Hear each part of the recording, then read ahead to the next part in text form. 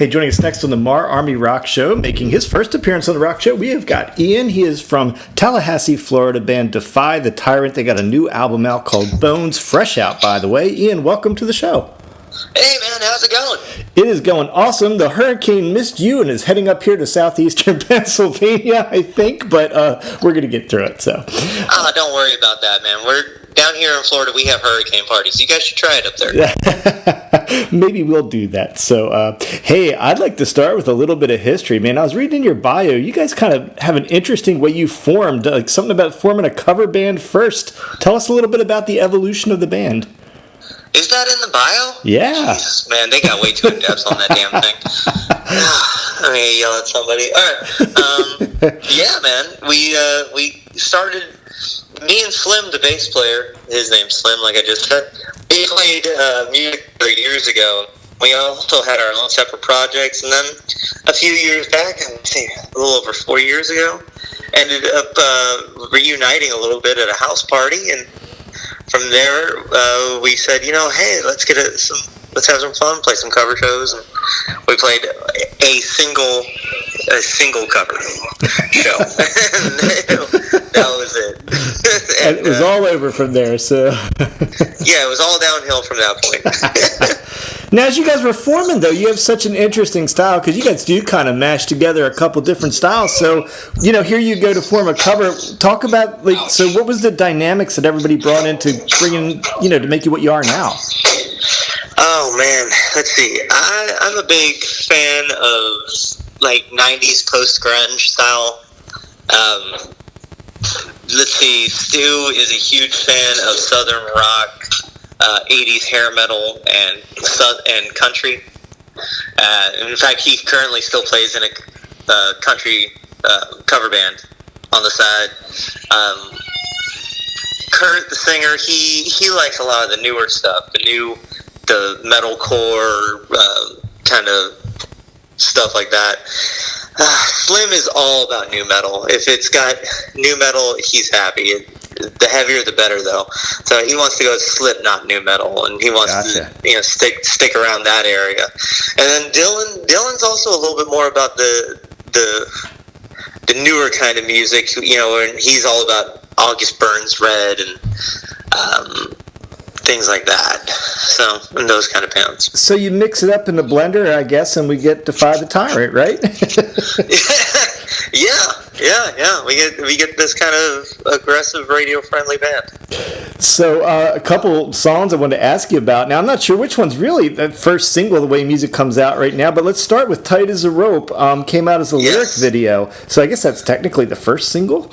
Is that correct? I guess you could call it that. I mean, what I was told is it's called the Instant Grat track. I love it, yeah.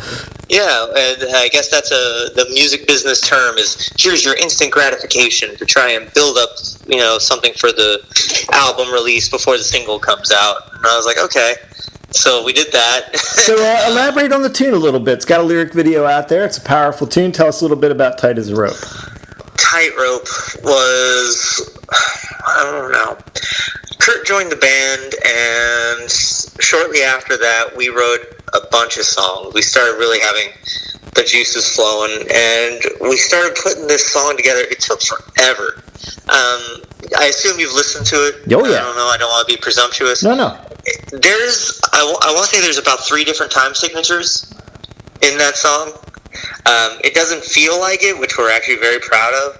But when you listen to it, it goes from a 3/4 to a 4/4, a 6/8, and to a 2/4 at one point. So, but a 6/8 and a 3/4 essentially the same thing. Anyway, point is, so it took forever to put this thing together, and Kurt came up with these great lyrics. He was going through kind of an emotional time with what he was going through, and he wrote this great hook for that chorus. You're up on the tightrope and you fell off of it, and the tightrope breaks and wraps around your throat and hangs you. And at the time we were kind of dealing with all this stuff with a lot of our heroes, our musical heroes dying, so we were in a bad place, and he took a lot of that and put that into the music at the time.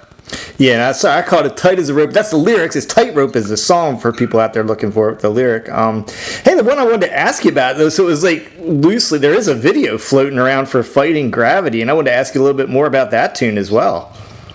Yeah, that was that song we actually released independently before we got signed or did anything, and we put Gravity together because we talked to a bunch of people and they said that hits the hardest.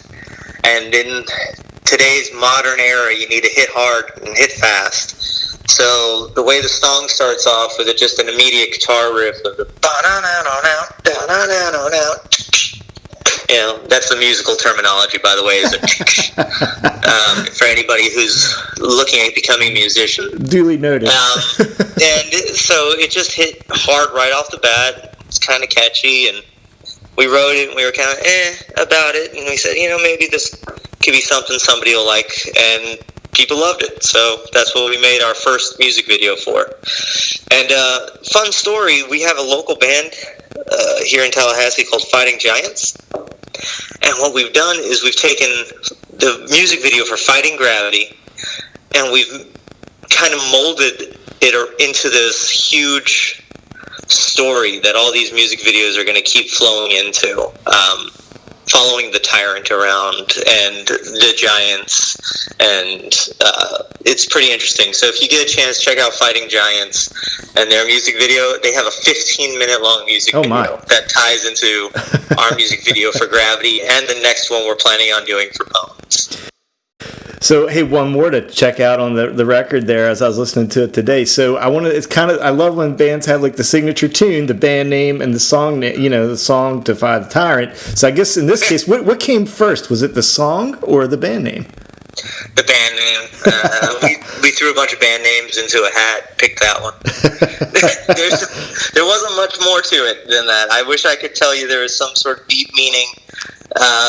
It's hard these days, man. Like everything's taken, right? There's so many good names out there that you could have chosen, and this just was the one that we ended up choosing. And I got outvoted. I had other names I had thrown in, and people like that one, so that's what we stuck with. So, I was going to ask you this. It's so hard to ask this question now, though, because I was going to ask if there was a fan favorite that bubbled to the top from the record, but I don't know if you guys have been able to play any gigs. So let me back into this a little bit.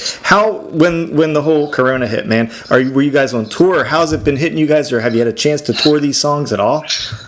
We were in the middle of working on, what was it? We were looking at 3 different national tours at the time.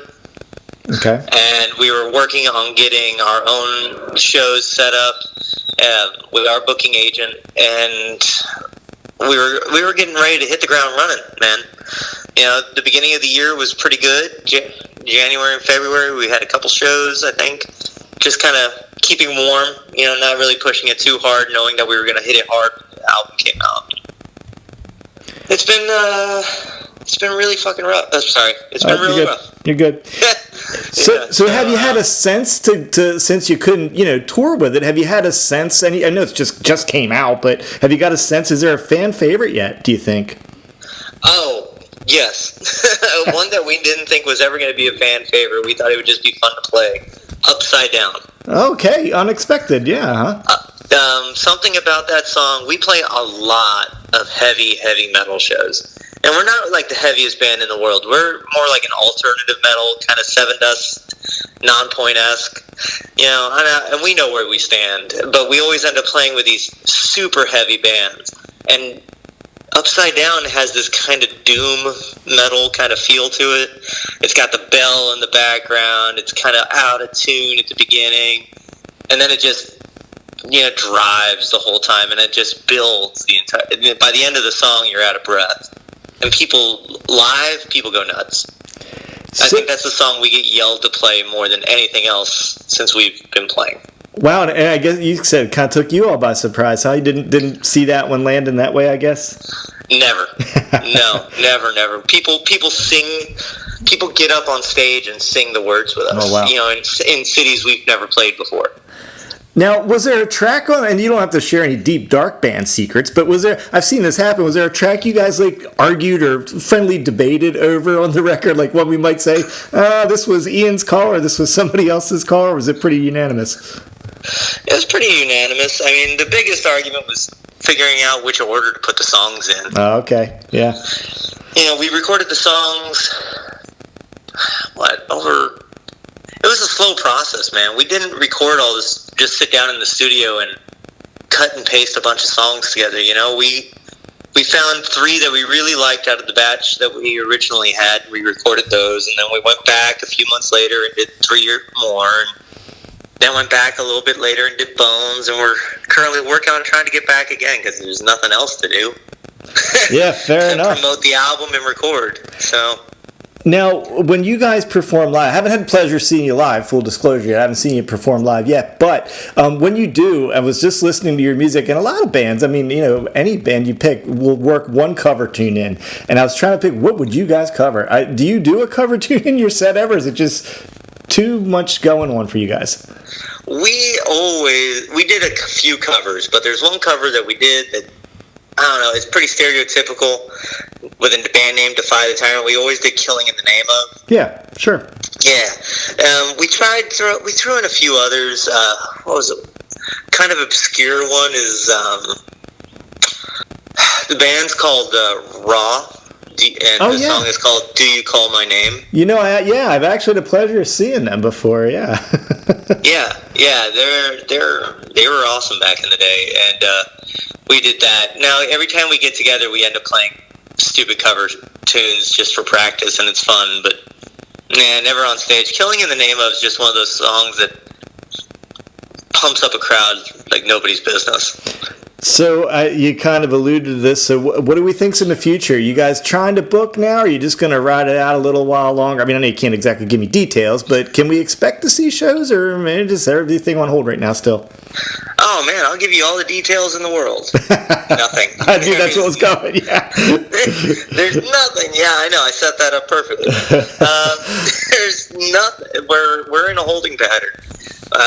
We're waiting for things to open. Half the people I know work in bars and entertainment, and they haven't worked in 6 months. Yeah. They don't have paychecks coming in. And now this unemployment is been taken away, and they still don't have jobs because their jobs closed forever. Yep, so it is tough. And they got kids and wives and stuff, and they can't do anything. And the government gave a bunch of people false hopes by opening things back up, and then 2 weeks later, taking it all away. Yes, it is At least tough they did in Florida. I don't know about everywhere else. It is tough in the music industry and, as you mentioned, the bar industry, all those industries right now, that is hard. But for folks that do have a little change in their pocket still, where do you want folks to go to find your music and to help you guys out? Where's the best places to go? If they have the money and they feel like supporting, which we would appreciate, please go to defythetyrant.net, or you can go to facebook.com/defythetyrant, and you can find everything there. Links to our merch, links to our music, videos, pictures, interviews, things like that. Awesome. We have everything online that you can possibly do, if they are inclined to do so. But also, holding on to your money right now might be more important than spending it on a band. So, well, check them out. They are Defy the Tyrant from Tallahassee, Florida. And if you do have that extra pocket change, man, you can pick up Bones. It's out right now. It's real affordable. It's out there. It came out July 31st. So, Ian, thanks so much for being here on the show, man. I appreciate you taking the time. Thank you so much for having me, man. It was a great time. Appreciate it.